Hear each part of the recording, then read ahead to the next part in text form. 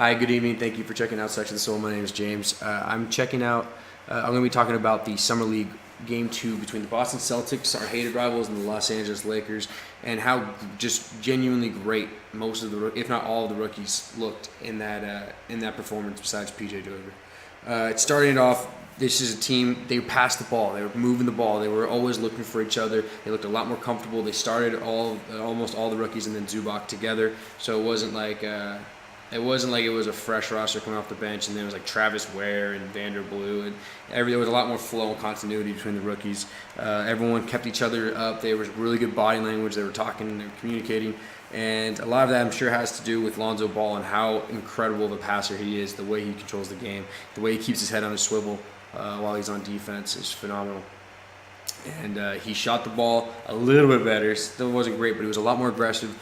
Driving to the hole. I really like the way he just dictated to the Boston Celtics defense what he was going to do rather than just taking the shots that they offered. And he ended up with a triple-double, 11-11-11, with only a couple turnovers. Incredible performance. And his passing is special.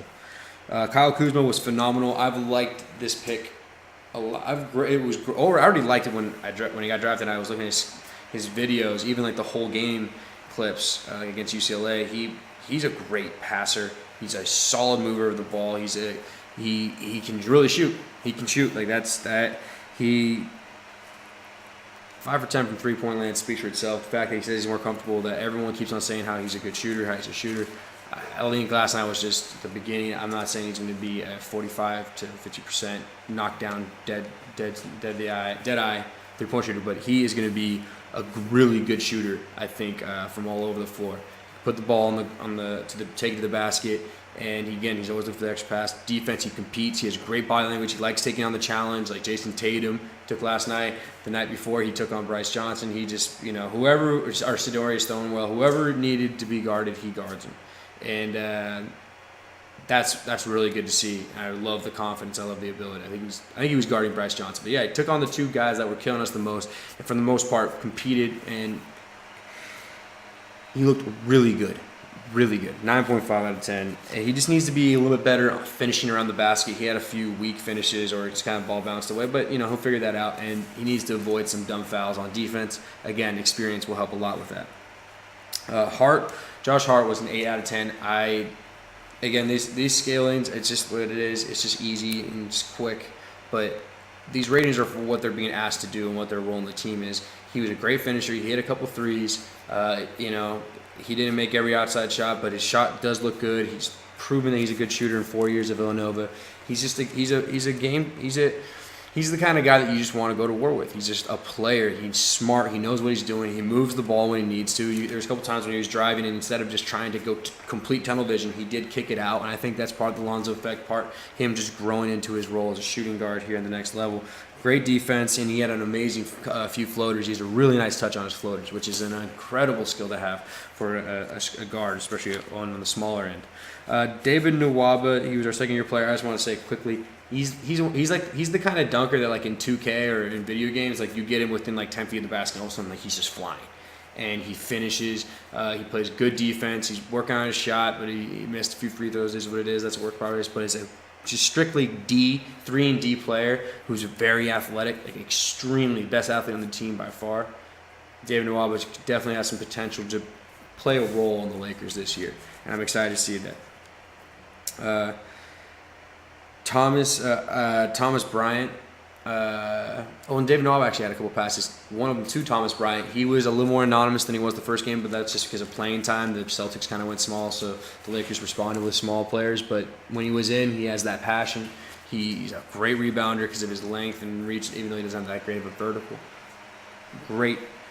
He's going to be a great energy guy. I'm excited to see how he develops. He has a really good shot. Even though he didn't get much playing time, he's a really good shot at impressing even more in the next 3 games.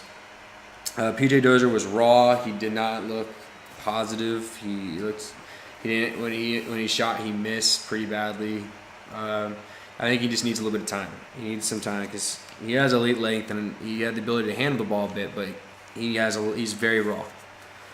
Zubac, much better defense, much better movement. Still slow, still overall not able to jump, but I think he was really solid. And his passing is fantastic always. It's just the down low passing is so much fun. And again, on this team, it's just going to be so much fun to watch the different passes that go to the different people. And he's got range, and I'm excited to see him start taking threes because he's going to be able to hit it. He's got a good jumper, and he hits his free throws. He was like a 6 out of 10 though, because he should be dominating. Dozier was like a not applicable. Thomas Bryant just lack of opportunity, so I gave him a 7 out of 10. He still brought energy and passion when he was in. And then I just watching, just summarize again. This team's gonna be really fun. The way they pass, the way they play defense, the way they got touch backs is really great, and I'm excited to see where this team goes. And Laker fans, we have a lot of really special players to be looking forward to. These guys are going to be fun to watch, especially in Luke Walton's system. It's going to be a good time. As for the Celtics, Jayson Tatum, player. Jayson Tatum's a player. He's got elite length. He's figuring it out. That kid came a long way since the end of the college season. He looks dominant. And it's going to be challenging when he gets in there, but once he grows and everything, he's going to be really good. And Shemi, great pick for them. Just going to be a small forward, power forward, center, just small ball, can shoot the three well and spread the floor. Great pick for the Celtics, and he's going to make Bill Simmons and the other Celtics fans extremely happy. So that was my video about the Lakers. Thank you for tuning in. Again, it's a really fun time. Who cares about the results necessarily? As long as the teams are competing, that's what we want to see. And it's fun to see these young guys play for the first time. So have a good night, everyone. Take care. Check out some new videos that'll be coming out soon. Thank you.